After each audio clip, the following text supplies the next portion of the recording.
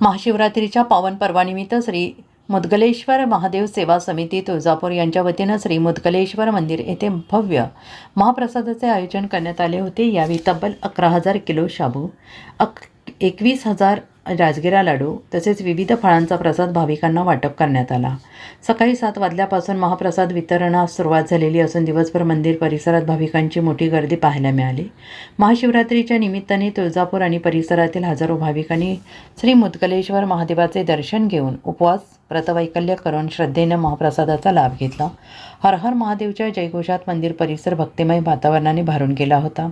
पहाटेपासूनच दर्शनासाठी रांगा लागल्या होत्या। भाविकांनी अभिषेक पूजा अर्चा करून भगवान शंकराच्या चरणी मनोभावे नतमस्तक होत सुखसमृद्धीची प्रार्थना केली।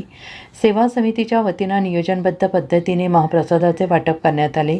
महिला, वृद्ध, लहान मुली तसेच दूरवरून आलेल्या भाविकांसाठी स्वतंत्र रांगा आणि मदत कक्ष उभारण्यात आले होते।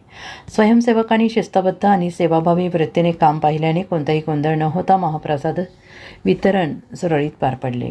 श्री मुद्गलेश्वर महादेव सेवा समिती तसेच मुद्गलेश्वर युवा प्रतिष्ठान तुळजापूर यांच्या वतीनं वर्षभर विविध धार्मिक, सामाजिक आणि सेवाभावी उपक्रम राबवले जातात।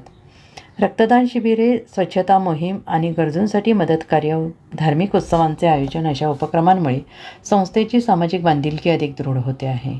महाशिवरात्रीच्या निमित्ताने झालेल्या भव्य महाप्रसाद उपक्रमाचे भाविकांकडून कौतुक होत असून सेवा ही शिवसेवा या भावनेतून राबवण्यात आलेला हा उपक्रम तुळजापूरच्या धार्मिक आणि सामाजिक जीवनात एक प्रेरणादायी उदाहरण ठरत आहे।